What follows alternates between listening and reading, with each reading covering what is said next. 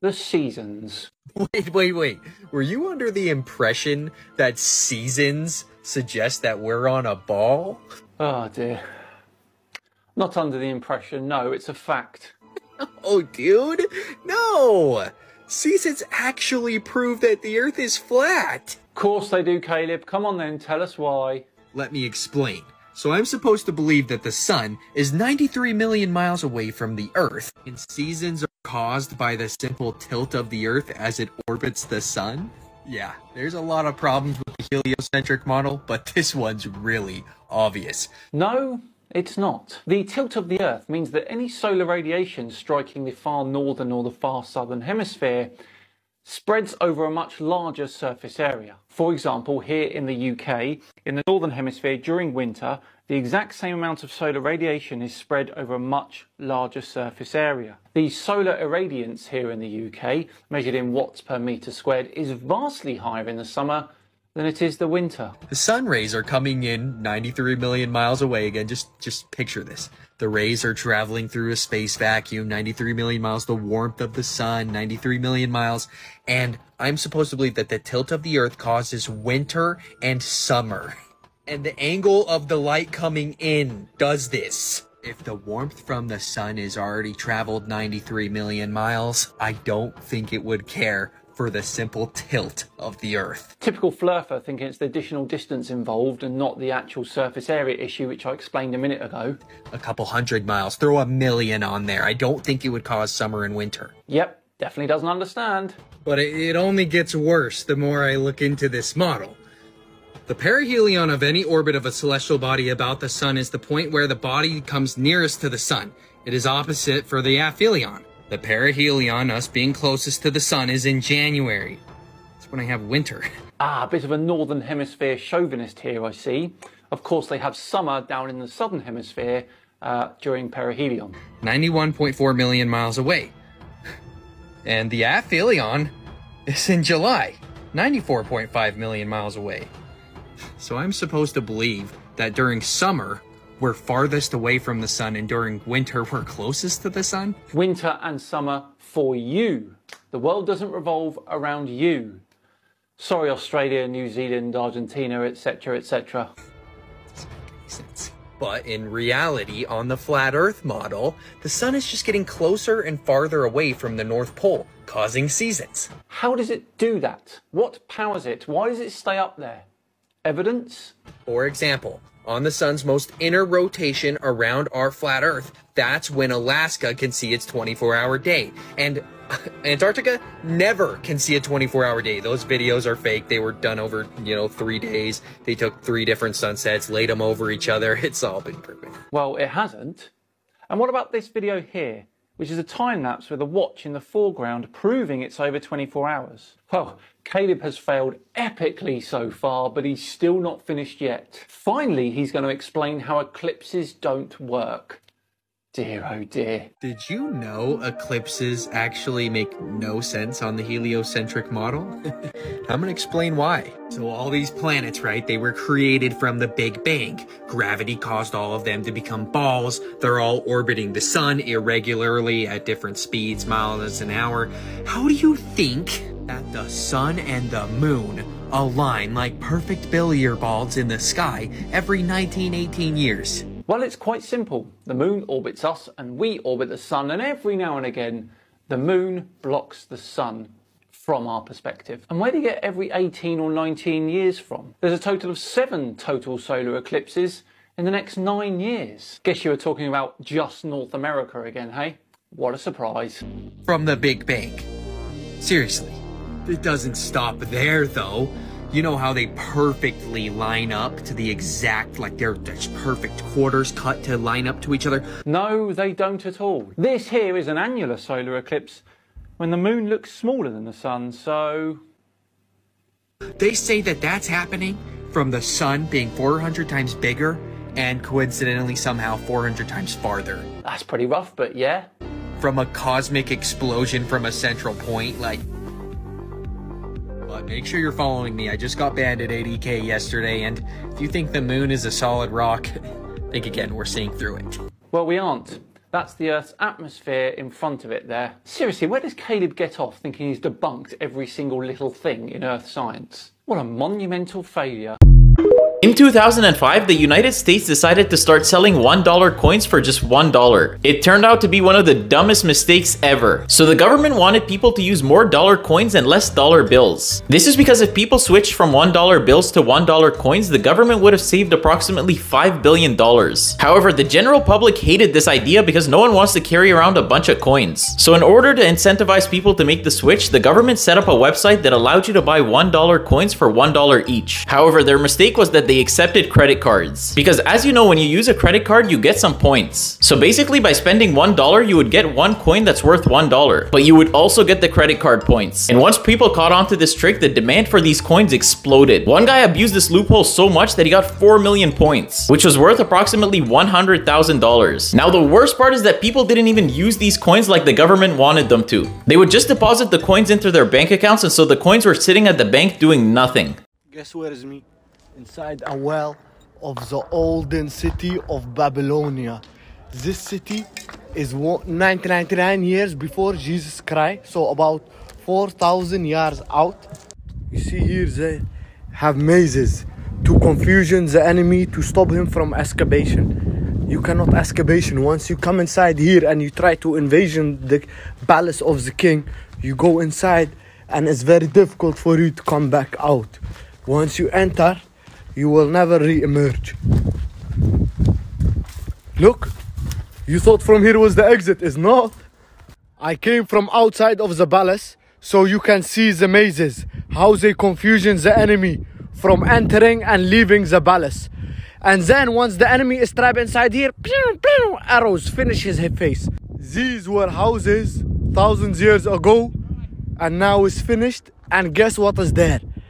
Saddam Hussein built a palace because he wanted to be like King Nebuchadnezzar. And this palace, he have traffic light go all the way downstairs with his car to escape if America come. If you keep doing things that you regret and going back to bad habits, have a listen to this. Certain things serve a purpose in your life at different stages. However, it is okay to turn the page. The way I know if something is no longer serving me is by how much I regret it after I do it. I'm someone who needs to constantly learn the hard way in order to stop something. It's just the way I'm built. So if I've done something most of my life, for example, drinking and partying, and it was never too much of a regret, then I know it was still serving me to learn to a degree. However, when it gets to the point where my regret is far greater than the enjoyment I had when I was doing it, it's time to stop. We will know by the way something makes us feel if it has a place in our life anymore. If you stay focused on the feeling, you will make better decisions. The more you regret something and the excuses to keep doing it run out, let it be and turn the page. Greater things await on the other side. All right, two major deceptions for a spinning sphere Earth. First of all, evolution. Second of all, aliens. So, 1500s, Copernicus and Newton developed a system called the sphere spinning ball Earth, took away the flat Earth model, and when they did so, it paved the way for evolution. They put the sun at the center of the universe instead of the Earth being the center of God's creation. When they did this, it paved the way for Charles Darwin and evolution. People stopped trusting the Bible, and they started trusting science, falsely called science. And second thing is aliens. So when you have the Bible, you have the first heaven is where the birds fly, second heaven is where the sun, moon, and stars are in the firmament, third heaven is where God sits on a throne, right next to his sun, right above the circle of the earth, and the earth is like a footstool. And a footstool has legs, and the earth has pillars. Kind of interesting how God uses all these things in the Bible to point to us truth. And so the alien invasion, the aliens, all these movies, the Pope, he pushes aliens. The president, they all push aliens. You would not have aliens. You do not have extraterrestrial life if you have a biblical flat earth model, because everything is below the firmament, the second heaven. And God is right above that. God is not in another dimension. He is not 8 billion light years away. The universe is not always expanding. He is right above us. He sees everything that we do. So in that system, there's no room for aliens. There's no room for a potential alien invasion. That's why I think there's a deception. There's a huge deception coming in our future where supposedly maybe some aliens will come down and help humanity in some way. And people will start trusting the aliens instead of trusting in God. Two dangers. evolution, and aliens when you believe the sphere spinning ball Earth instead of the flat Earth that the Bible talks about. Thanks. Oh my God! What do you think about that? 3 million miles away? I think not. I saw the setup occurring in the cloud patterns from where I was, knowing that tonight would be very likely spectacular to illustrate the placement of the sun in the clouds. And that's also what I'm highlighting here.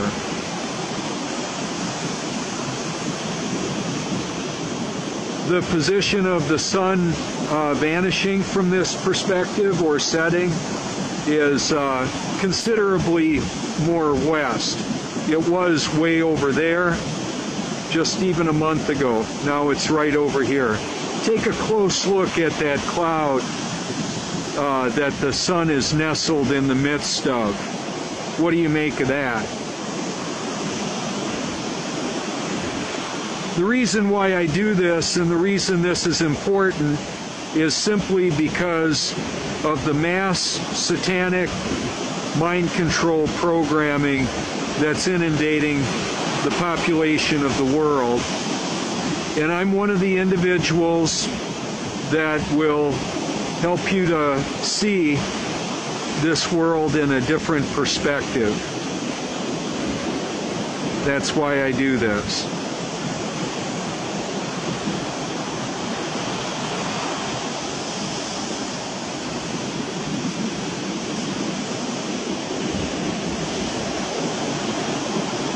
Look at the hot spot in the middle of the top of that cloud. Pretty interesting, isn't it?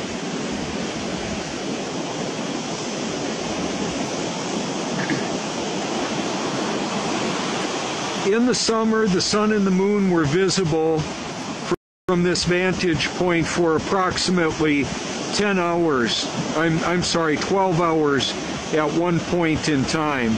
Virtually identical amounts. Now the variance is over 4 hours.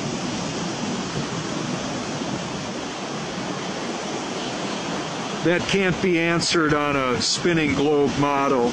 And the reason for that is we're not on a spinning globe.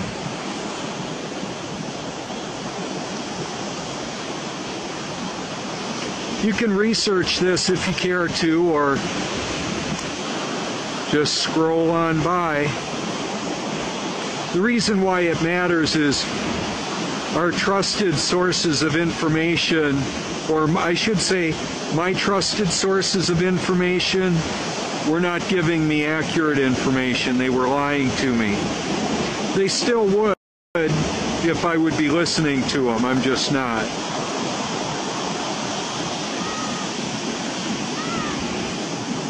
That's one of the reasons why I listen to the Bible so much, is because I believe the Bible is God's Word, and it is true. It says that this world is not moving, and it says the sun and the moon stopped moving in Joshua 10.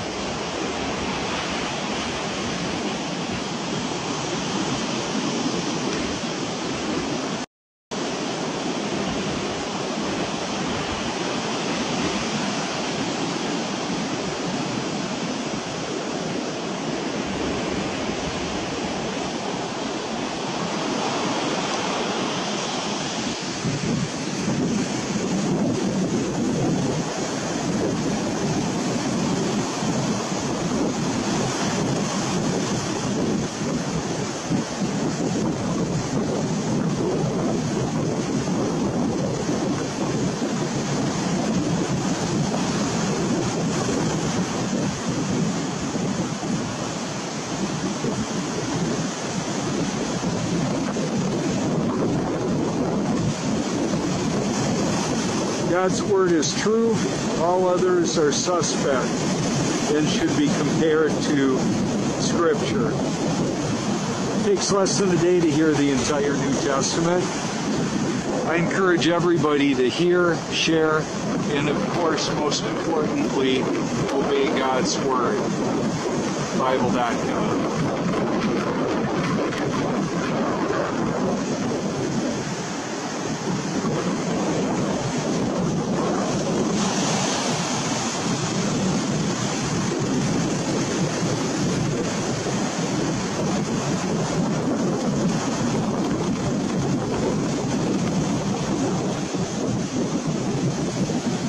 can use your own eyes to see the point of perspective that the sun rises and sets and the moon rises and sets, if you like to. All very interesting indeed. Have you reached the spot in your healing journey yet where you're losing all of your friends?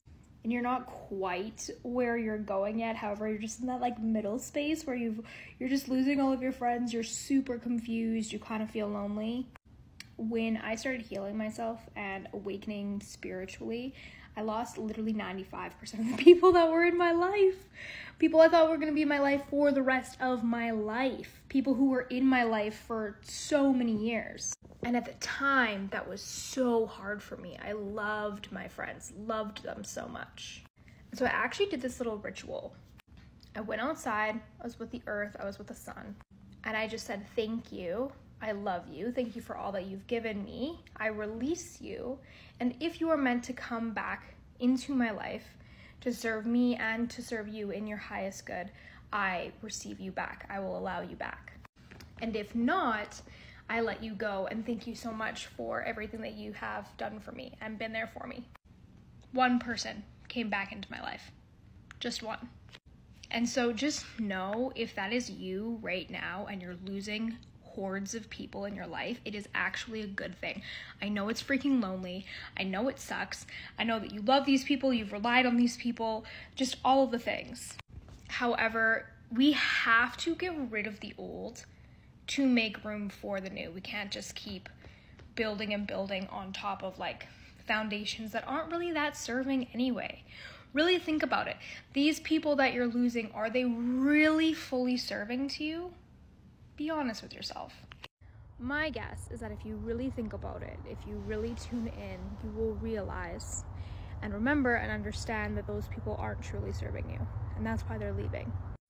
And soon, one day, might take a little bit of time, might have a little bit more trial and error. There will be other people that come through that don't serve you in your life. One day, though, you will find the community of people that serve you. And it's because you allowed these people to be let go, that those people have the ability to come in. Have a beautiful day.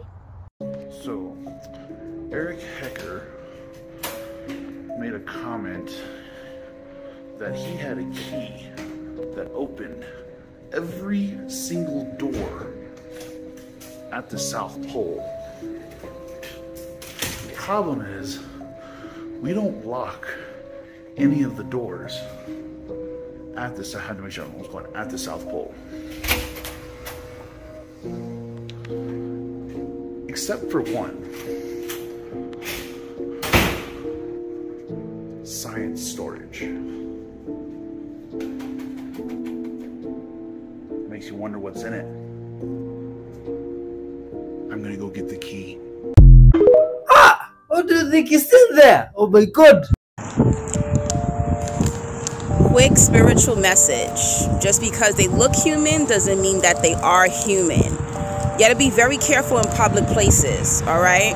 So yesterday, I was at work. I'm not gonna tell you where I work, but I work with hundreds and thousands of customers every single day. So my coworker, I heard her getting loud with a customer. So I was like, this is such a calm, sweet Mexican girl. I said, what is going on over there? This person must have really did something for her to react this way, and she looked pretty shook. So the manager goes running over there. She takes over the customer. They get the woman out. So I approach the coworker and I'm like, girl, what happened? She said this woman was hissing at her and it disturbed her spirit, and she's a spiritual girl. So I said, what? She said the woman was like, sss, sss, sss. And I said, girl, that was a demon. She said, I know, and it scared me. Let me tell you something. You see somebody hissing at you, you see dark eyes, you see people face twisting up, that's not a human, okay? They done took over that skin suit.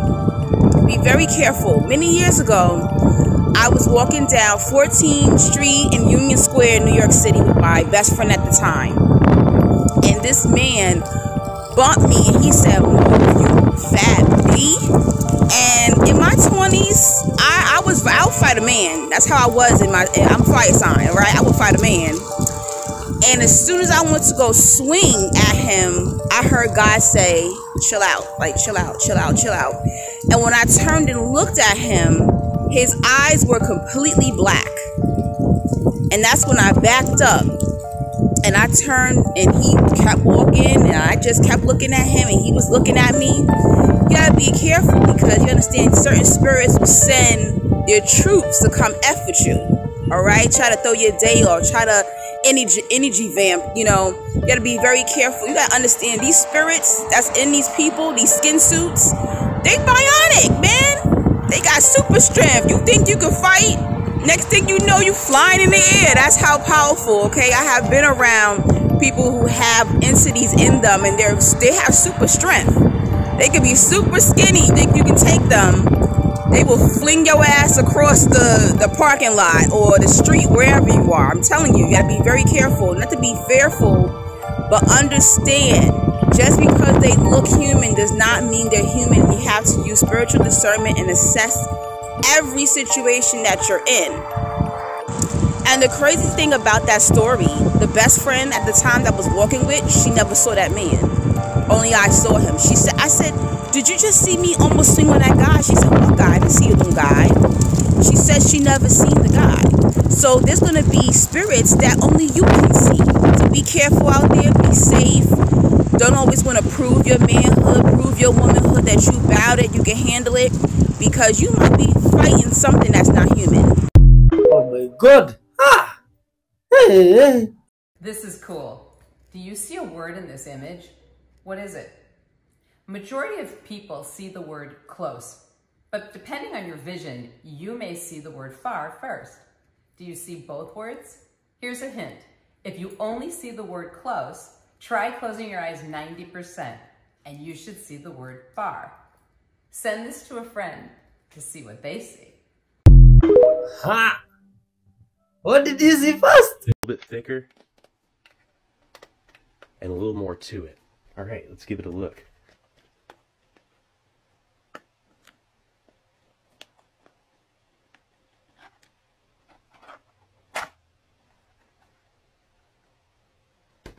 Looks like a contents list or instructions right on the top. Okay, rough translation of this says, instructions for emergency ration. The emergency food is to be eaten when no other food is available. It does not require cooking, and you're advised to split it into a number of small meals throughout the day, at least 8. This will reduce your sensation of hunger and keep your ability to perform as high as possible under the circumstances. Use the empty container as needed as a coffee pot and stir in about a half pack of coffee. Do not heat the can too hard over an open fire. When fresh water is plentiful, drink at least 3 liters throughout the day. And if water is scarce, try to acquire at least 1 liter per day. Drink between meals. Contents list is 2 packs of freeze-dried coffee, 4 packs of beef broth, 10 bag sealers, 1 plastic tube, 1 steel wire, 17 pieces of candy, fructose tablets, 2 plastic bags.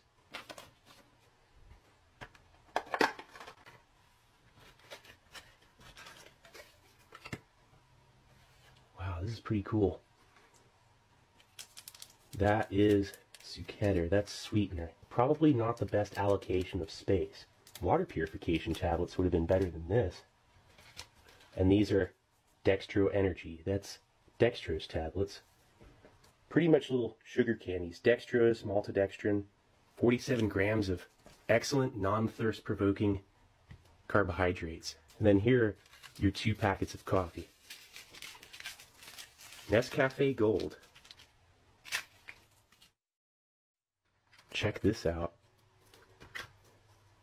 Couple of all-purpose items here. Twist ties. So many different uses. They certainly don't give you a shortage. Those will definitely come in handy for keeping your loaf of bread closed in the kitchen. And then steel wire. This is probably between 3 and 6 feet of steel wire. I'm going to keep it closed up. You could use that for a snare. 4 packets of bouillon. It could be chicken, listed on the front as beef broth. So they give you 16 grams total of bouillon. Here's another great all-purpose survival item. plastic tubing.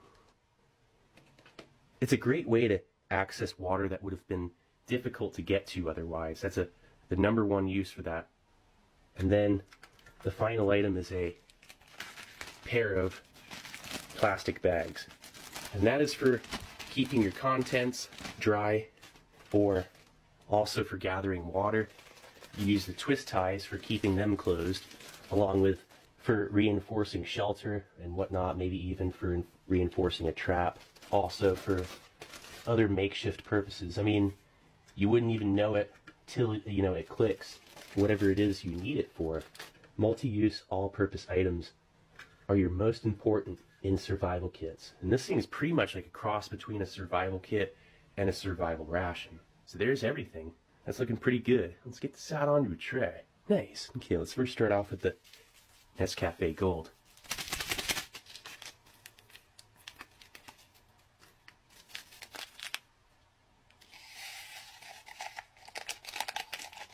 Looking good.